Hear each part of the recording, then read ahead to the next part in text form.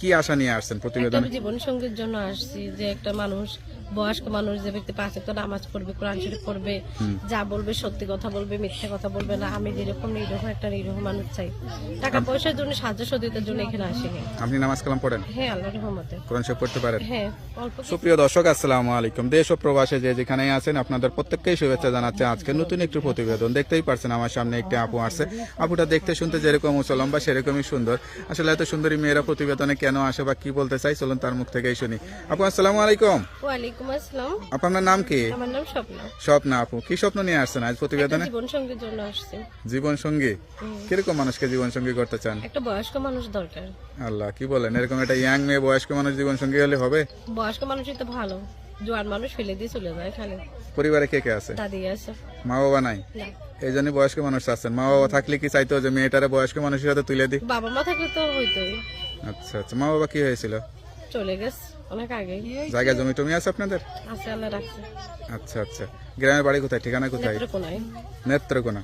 হ্যাঁ। আচ্ছা, লেখাপড়া করছিলেন? পড়াশোনা জানি না, মূর্খ মানুষ। পড়াশোনা জানেন না, এদিক থেকে তো অনেকটাই পিছায় আছেন, তাই না? আচ্ছা আচ্ছা, তা কি আশা নিয়ে আসছেন একটা প্রতিবেদনে? জীবন সঙ্গীর জন্য আসছি, যে একটা মানুষ, বয়স্ক মানুষ, যে ব্যক্তি 5 ওয়াক্ত নামাজ পড়বে, কোরআন শরীফ পড়বে, যা বলবে সত্যি কথা বলবে, মিথ্যা কথা বলবে না। আমি যেরকম নিরীহ একটা নিরীহ মানুষ চাই। টাকা পয়সার জন্য, সাহায্য সহযোগিতার জন্য এখানে আসিনি। আপনি নামাজ কালাম পড়েন? হ্যাঁ, আল্লাহর রহমতে। কোরআন শরীফ পড়তে পারেন? হ্যাঁ, অল্প কিছু। তো এই যে এরকম সুন্দরী মেয়েরা তো নায়িকা হতে চায়, গান টান না শিখতে ভাই, চায়। না, নায়িকা হওয়ার কোনো দরকার নাই। জীবনটা নায়িকা হয়ে চলে না, বাস্তবে চলে। বাস্তবে চলে? আচ্ছা আচ্ছা, বাস্তব তো বয়স্ক মানুষ বিয়ে করলে বিধবা হয়ে যাবেন, তখন কি হবে? ভিডিও করবো না, 5 ওয়াক্ত নামাজ পড়বো, না, কোরআন যদি শরীফ পড়বো, বাস্তবে বয়স্ক মানুষকে বিয়ে করতে চান, করি। তো বয়স্ক মানুষ তো কয়দিন পরে মারা গেলে বিধবা হয়ে যাবেন। মরে গেলে সেটা দেখা যাবে, সেটা হিসেব পরে। এই জন্য চাইবেন আপনার বয়স যেরকম তার চেয়ে একটু বেশি বয়স্ক করবেন, তাহলেই হয়। সমস্যা নাই, বয়স্ক মানুষই ভালো।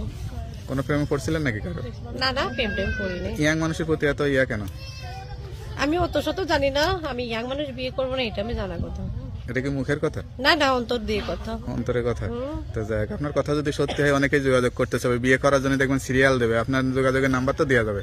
হ্যাঁ, অবশ্যই। নাম্বার দিলে সমস্যা নাই তো? না মুখস্থ আছে নাম্বারটা? না। তো নাম্বারটা আমার কাছে দেন, আমি দেখে বলে দিই। হ্যালো বিয়া, শুনতে পারলেন এক অসহায় গরিব পরিবারের মেয়ে, আসলে মা বাবা নাই, দাদির কাছে থাকে, এটা বয়স্ক মানুষকে চাই। কেউ খারাপ উদ্দেশ্যে যোগাযোগ না করে সত্যিকারে যদি বিয়ে শাদী করতে চান, তাড়াতাড়ি এই নাম্বারে যোগাযোগ করে আরো তথ্য, আরো খোঁজ খবর নিয়ে বিয়ে শাদী করতে পারবেন।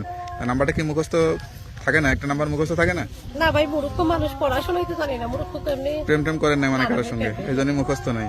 তারপর নাম্বারটা আমি বলে দিচ্ছি, নাম্বারটা হচ্ছে 013151944104। নাম্বারটা খোলা রাখবেন, হ্যাঁ, সব নামাজ কালাম পড়ে আল্লাহর কাছে চাইবেন। আর কিছু বলতে চান? না ভাই। তো ভালো থাকেন, দোয়া করি। আসসালামু আলাইকুম।